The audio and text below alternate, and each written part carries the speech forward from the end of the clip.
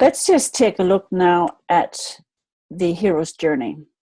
I'm just going to share the screen with you so that you can see the PowerPoint presentation that I have here for you. Just want to explain a little bit about the hero's journey before we go any further, because we do discuss this in quite detail at the Leadership Evolves event. So the hero's journey, obviously this has come from the original creator of this was Joseph Campbell. Back in 1904 to 1987, he was on this earth with us. Joseph was a very successful author and a mythologist, and he wrote this book called The Hero of a Thousand Faces. I won't go into too much detail here now, but I do want to go through with you very briefly what the hero's journey is about.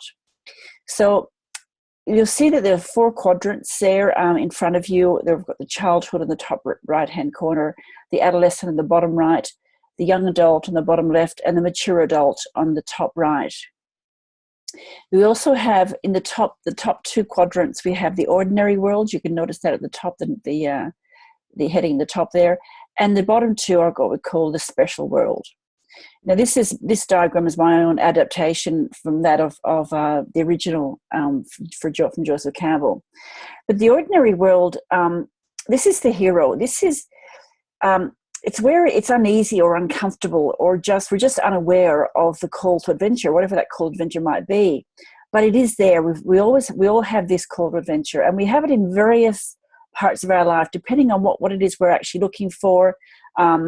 What stage of our life that we're in, new relationship, new career, whatever it might be, we have a hero's journey. Maybe you're a parent, a new parent, or a new relationship, whatever it is for you.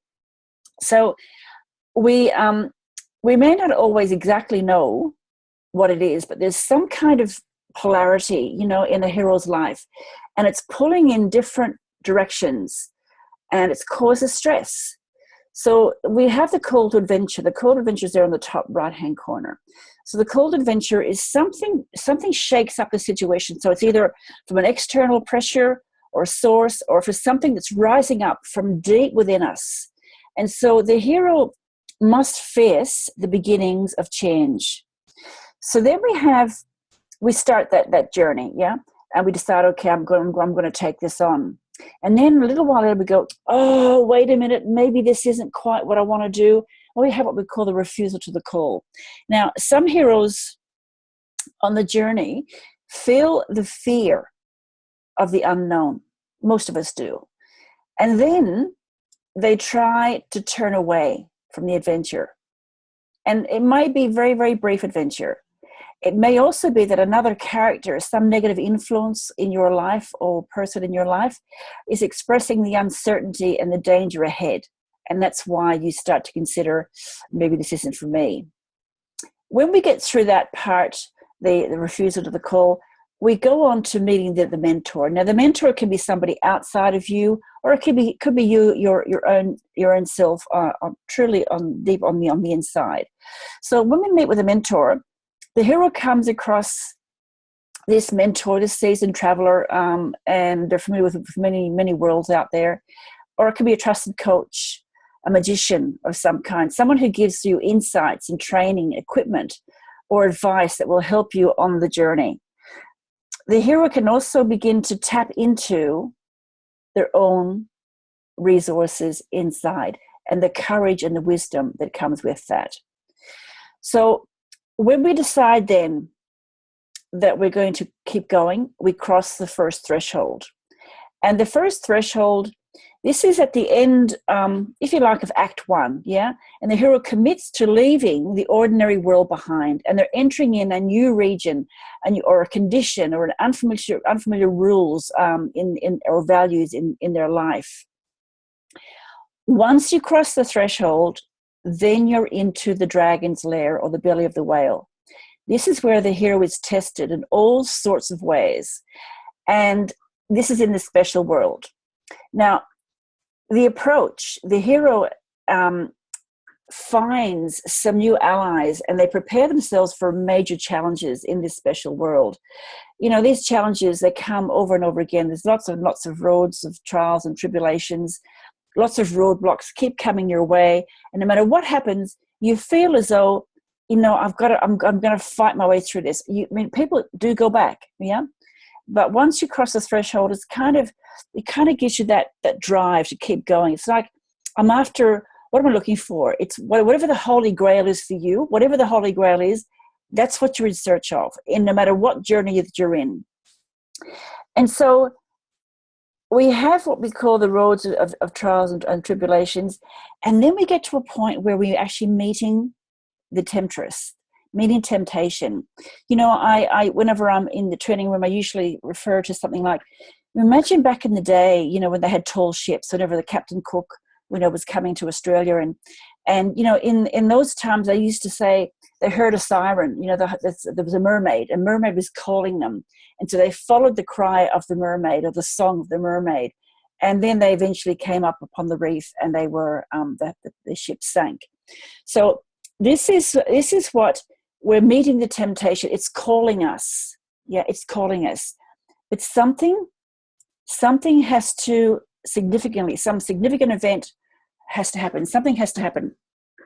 And what I mean by that is we have to, something in us has to die. Something has to end. And I don't mean literally, of course, you're going to die, but there's some chapter that must end in order for us to continue. And it's probably the most difficult threshold of all. It's called apostasis. And apostasis is, it's like the middle of the story. It's where the hero enters into a central space, and in this special world, and they're confronted with death, some kind of death, or it's where you face your greatest fear.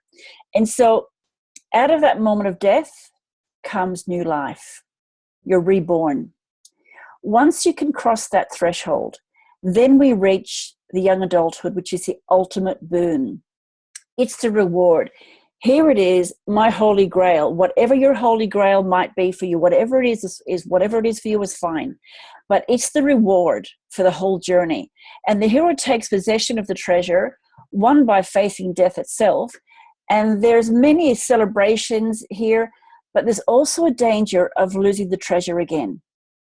And then we look at the refusal to return. So, the hero faces the road back. This is about 3/4 of the way through the story of the journey. And the hero refuses to go back. I have my holy grail. Whatever I have, I've found it. And there is no way I'm going to go back. There's no way. Here I have it now, and I'm going to stay with it. And they're driven to complete the adventure, leaving the special world to be sure that the treasure is brought home, that I want to take this home, and I want to share it with the world. And it usually signals an urgency of danger of the mission. Yeah. They take magic flight, and the magic flight is where the resurrection. Yeah. It's the climax. It's the hero is severely tested once more. If you thought you were tested before in the Dragon's Lair, wait for it, because you're tested once more on this threshold.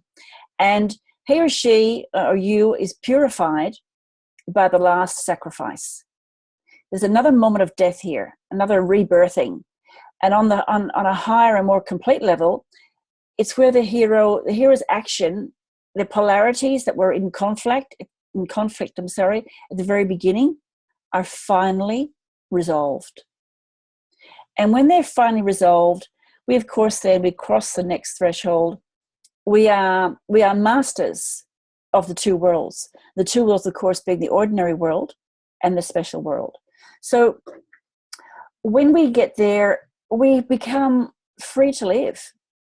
We return with the elixir. We return with the Holy Grail. We return home, and the journey continues, because we're there, and we're going to share this with whoever is in our life, special to us, and we're going to share it.